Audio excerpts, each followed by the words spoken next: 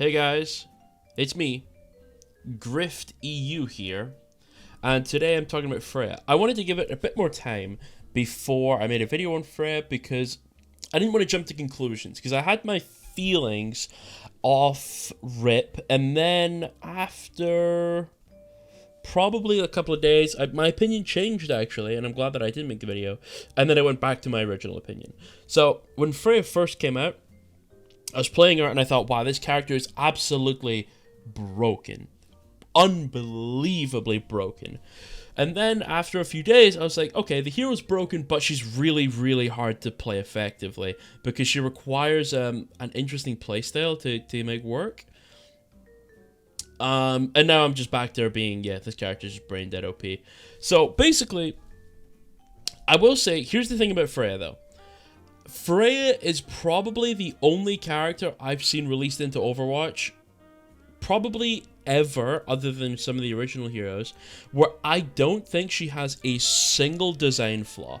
I think every single part of her design is absolutely fine. I'm completely okay with all of it.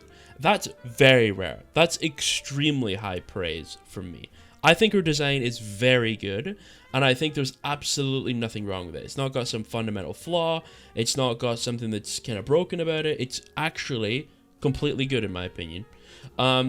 Which means any problem with the hero is because of a number. It's either the number's too high, or it's too low, or whatever it may be, right? But that's a good thing, that you can fix a hero purely based off their numbers, right?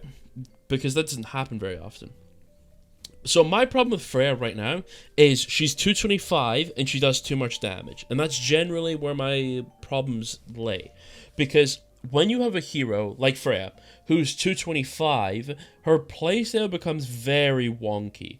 Because she's a character where her actual design makes her want to close the distance. A bit like Hanzo would want to close the distance on his targets to increase the consistency of his arrows. You would want to close the distance on Freya because that's going to increase the consistency of you hitting all of your shots and killing someone, right? But you being 225 means that closing the distance becomes extremely difficult and extremely dangerous, so it means you don't want to close the distance. So she's a weird character where her design is telling her close the distance on a target, go and blow that guy up, but then her stats are telling her no, stay back here and poke. So she's got an interesting gameplay loop where you kind of don't want to do either. What you want to do is you want to be playing a poke distance, but on an aggressive enough angle for people to close the distance on you instead, because you want people to close the distance on you, right? You want to be closer to targets, but you want people to walk at you, not you walk at them. Because when you walk at them, it will typically entail you being out of position or overextended in comparison to the rest of their team. But when they close the distance on you, it means you're closer to your team, which means you can receive more support because you're obviously closer to your team, but you also get the benefits of being closer to your target, which is what you want as Freya. So that's prime Freya positioning, is you in your team, or relatively close to your team, while the enemy team closes the distance on you. Very interesting.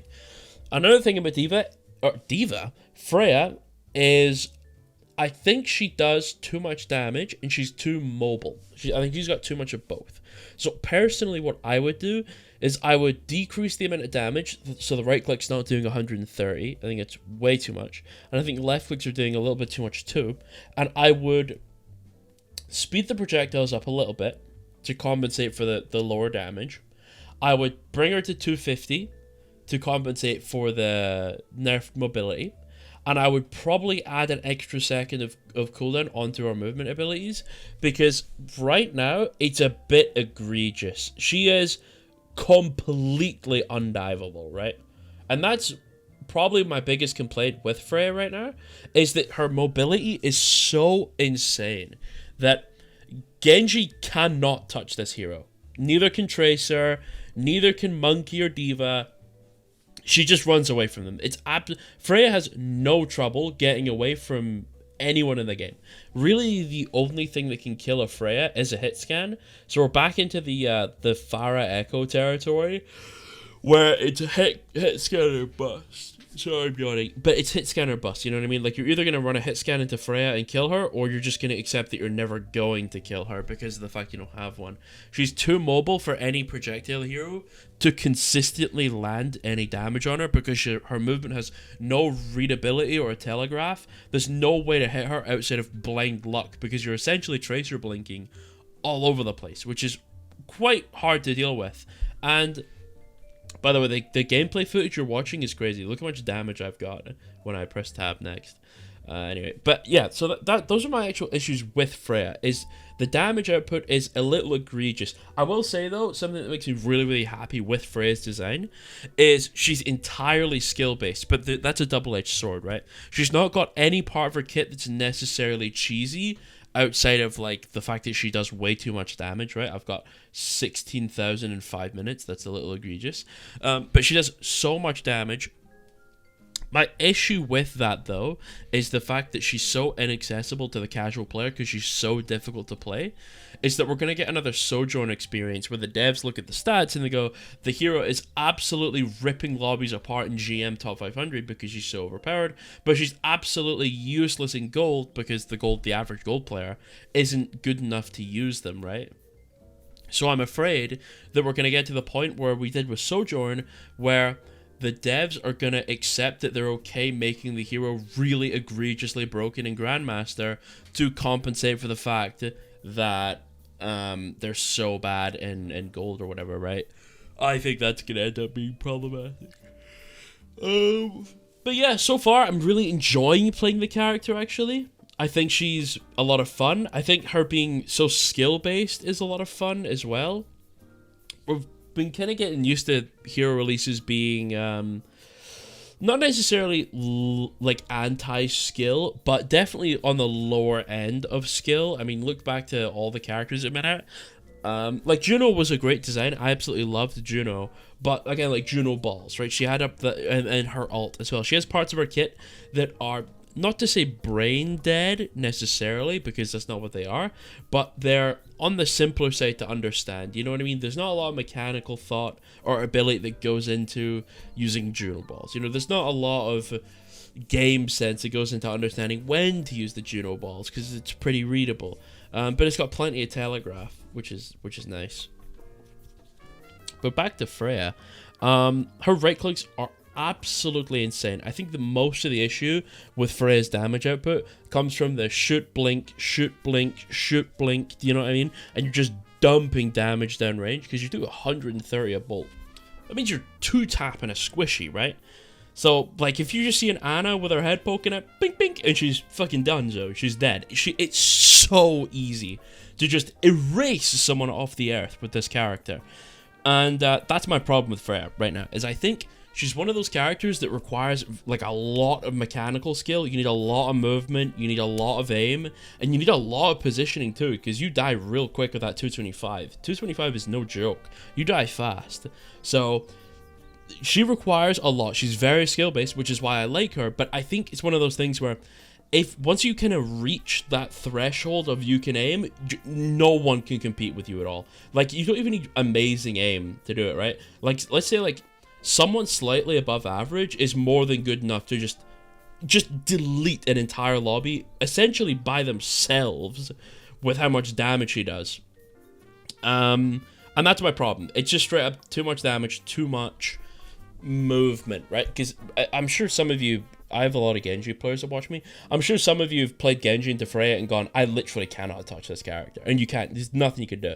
And it's the same thing for the majority of projectile heroes. Like, Echo just doesn't hold a fucking candle to this hero at all. Like, you're just gonna get you're gonna get mopped trying to kill this character on a projectile hero if they have any idea what they're doing. It's just way too much damage and mobility. Like, because the problem is, if you're Genji and you dash on Freya, and she, like, up-swifts into the air, well, you just gotta wait for her to come down, right? Because at most, you'll land on one shuriken. But she's dumping 130 damage bolts at you while you're waiting for her to fall, and then, oh, she's jumping in the air. Oh, she's jumping in the air again. Oh, she's jumping in the air, and you just cannot go anywhere near her. The only way you can actually kill her is to poke her to force all of her movement, which isn't gonna happen, and then dash right-click melee her in the face. Like, they need to monumentally troll for you to kill her.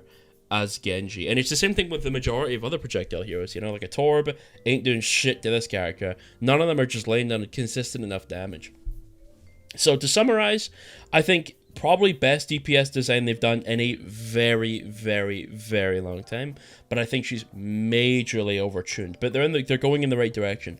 But I love simplicity. And I think you get a lot of complexity through simplicity, because simplicity allows for your character to flow more and have less rigidity. Characters that have more rules on them are more rigid characters, which means their playstyles are less adaptable and so on, which make their characters design so boring.